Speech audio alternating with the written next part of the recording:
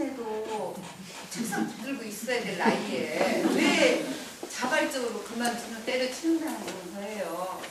나이가 그때가 딱 제가 한국 나이가 50살 되는 해였기 때문에 나이 50대 여자가 어디 가서 앞으로 뭘 하겠다고. 그 전에 한번 시사 전화도 그만뒀던 경험이 있기 때문에 너 가는 데마다 때려친다고 이게 소문 나서 이제는 아무 데도 안 받아줄 거다 그러면서 그렇게 잔소리를 해대는 거예요. 50이 된 딸한테. 그래서 제가 중학생이냐고 고등학생이냐고 제 일은 제가 알아서 할 테니까 그러면서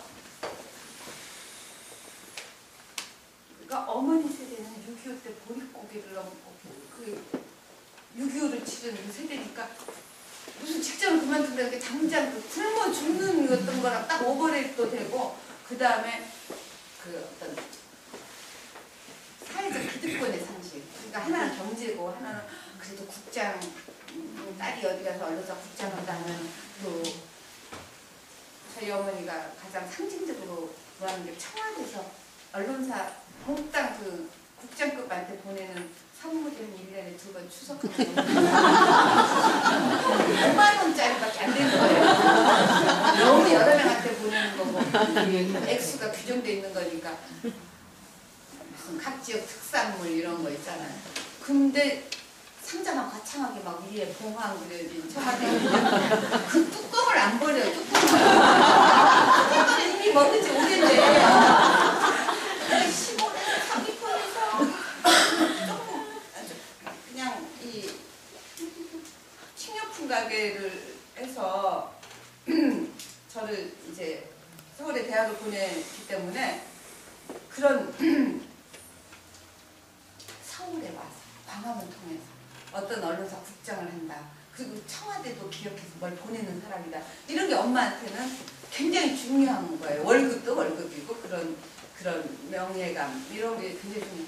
저는 이것도 정말 그때 당시 딱 제 심정은 대중가요 가사처럼 돈도 명예도 사람도 싫다 막 이런 심정이 나 자체가 추스려지질 않으니까 저 자체가 너무 저 자신을 위로할 제 자신에 행복하지 않으니까 그래갖고 이제 그만두고 이제 산티아고를 가기 위해서 그전에도 뭐 한두 시간씩 두세 시간씩 또 1박 2일 어디 가서 걷다 오긴 했지만 30일 넘게 내내 엄청난 무게의 배낭을 메고 한 달 동안 뭐 이제 이제 필요한 것들을 다 배낭 하나에 뿌려 넣으니까 굉장히 그것도 무게가 있거든요. 그거를 견뎌내야 되기 때문에 이제 저희 집에서 여의도까지 12시간을 체력 훈련, 12시간에 12km를 이제 걸었어요. 여행 연습한 거죠. 여행 연습하러. 그때마다 이제 그 2달 동안 거의 매일 그렇게 나가는데 저희 어머니가 거실에 앉아서 제가 아침에 이제 배낭탕 메고 등산화 거기 가기 위해서 산 등산화를 위해서 끈을 이렇게 묶고 있으면 뒤에서 일부러 최대한 이 한숨이라는 게 원래 펼쳐는 거예요. 그냥 작게 이렇게 쉬는 거잖아요.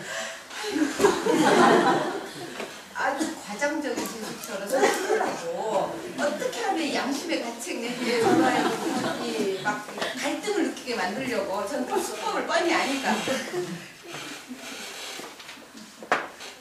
물론 한편으로는 하나고 한편은 어머니 심정을 생각하고 어머니의 기준, 어머니의 경험, 어머니의 생각 그 생각하면 한편은 저도 인간이니까 막 고통스러운 느낌도 있지만은 그런 식으로 했기 때문에 자식들이 어머니 살아왔던 시대의 문과 경험 그 어떤 가치관을 못 벗어나면 우리 세대에 뭐 새로운 걸 할 수 있겠어요. 저는 뭐 갔다 와서 뭐 길이라는 새로운 어떤 소명을 발견하게 될 줄은 저도 몰랐지만 어쨌든 하고 싶은 거 쌀타고 가고 싶은 거 갔다 와봐야겠다는 생각이 들었기 때문에 어머니가 하거나 말거나 뒤에서는 뒤통수가 따가웠지만 그래도 이제 매일 걸으러 나갔죠. 그러니까 제가 이제 막 동네방네 사람들 만날 때마다 백수니까 한가하니까 못 만난 사람들 막 만나고 하면 만났을 때마다 제가 어디 간다 뭐 나 산티아고 할까 여자들이 저는 여자들이랑 친하게 지내는 우리 개모임도 아니고 뭐 무슨 조직도 아니고 유기칙하게 그러나 자주 만났던 여자들이 있었어요. 제 책에는 이렇게 십자매라고 표현이 있는데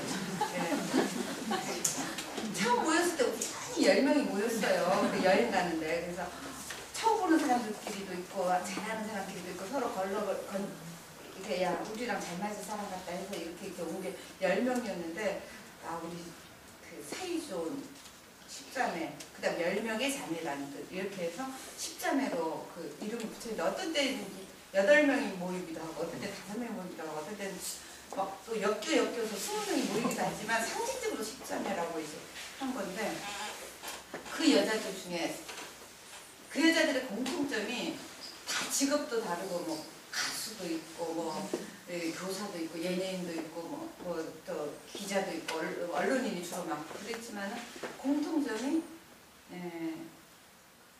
만나면 즐겁게 수다를 떤다.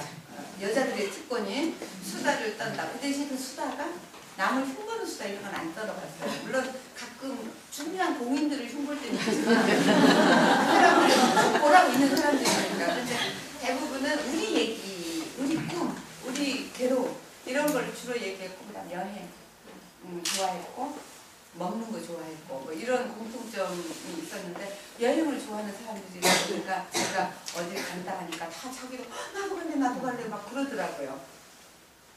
진짜 가겠다는 거예요. 저는 사실은 이거 독한 나 자신이 뭐라고 해야 되나 제가 그동안에 기자하면서 사람 속에 살았잖아요. 직장 내에서도 사람이고 밖에 취재원도 늘 사람 만나는 게 직업이다시피 했는데 좀 조용히 나 자신을 생각하면서 외국에서 또 많은 보고 여행자를 우연히 만나고 또 내가 원할 때는 혼자 다니면서 내 인생에 이거를 하프타임이라고 저는 생각을 했어요. 이 여행을 축구 대부분 여자분들이시지만 요즘 축구는 맹간치 아닌가 하프타임이라고 축구에 45분 하면은 90분을 이렇게 뛰지 않죠. 옛날에 선생님들이 막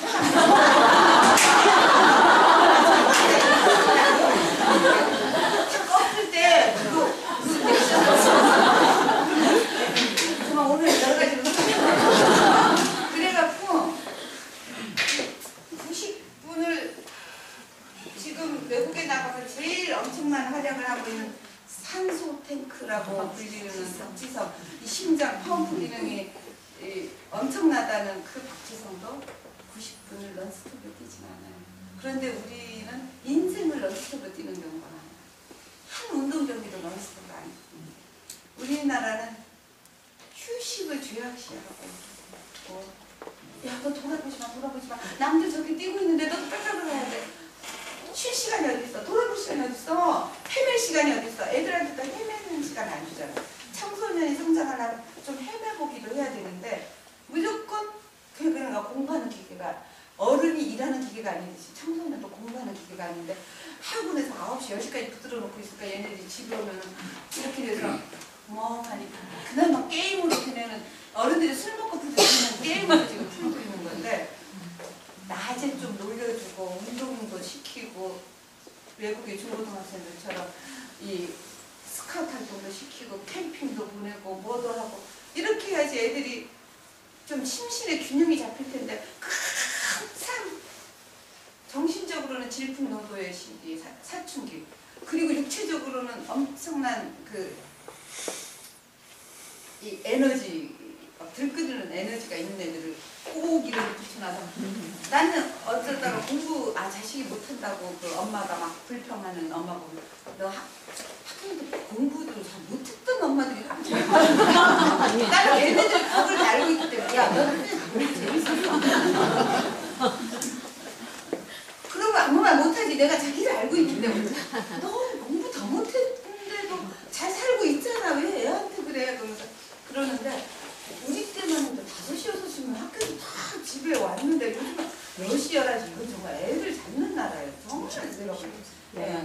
그런데 아무튼 저는 직장 생활에서 하프타임 없이 23년을 선생님들이 그래도요.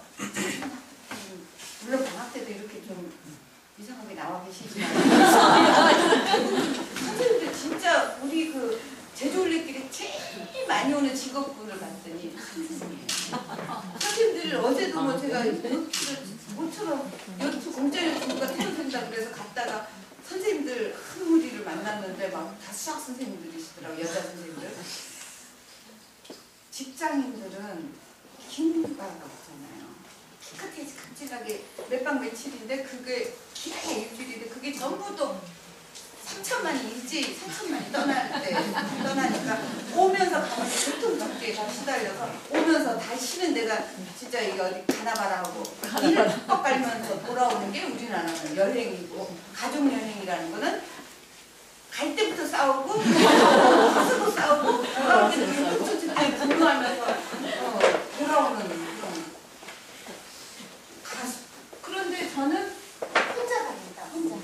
그리고 내 인생에 이거는 인생이라는 거는 이 축구 같은 거는 코치도 있고 감독도 있지만 인생에서는 누구도 누구의 감독이 돼줄 수가 없고 물론 코치 노릇 하려드는 사람들은 많죠. 부모, 남편, 어떤 이웃들. 그렇지만 진정한 코치는 아무도 없는 거예요. 자기밖에 없는 거예요. 인생. 그래서 내 인생에 스스로 넌 언제쯤 제대로 쉬어야 된다.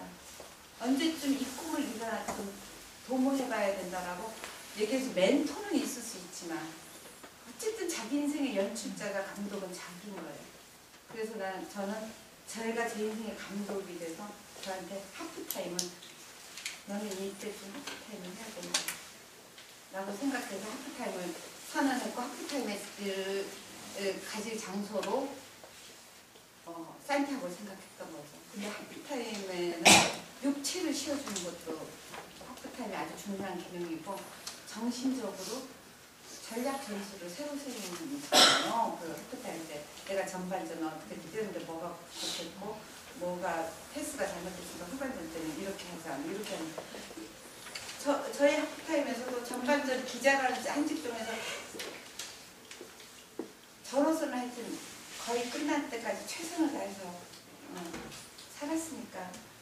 근데 너무 전반전 게임에 몰입하느라고 후반전 어떻게 보니까 한 번도 생각한 적이 없기 때문에 바로 무슨 다른 직업을 갖거나 바로 다른 일을 한다는 거는 저는 아무도 생각해 본 적이 없습니다. 그래서 생각을 하기 위해서라도 이 사이트를 본 거고 한편은 전반전에 대한 휴식의 처 한편으로는 세컨 라이프 제2의 인생이잖아요. 앞으로 난 50 이후부터는 언론은 이제 그만두고 무엇을 하고 어떻게 살 것인가 생각해보는 시간을 갖기 위해서 떠나는 것이고 또 전반전에 뛰느라고 수고한 저 자신한테 주는 선생님들은 가끔 뭐 장기적으로 선생님을 하면서 아주 훌륭했던 업적을 세우신 분들은 뭐 국민훈장 모란장 뭐 이딴 것도 받고 눈배짱 기자는 그런 훈장도 없고요. 공무원처럼 연금도 없어요. 그러니까 저는 그 여행이 저한테 주는 훈장이고 저한테 주는 꽃다발이고 저한테 주는 선물.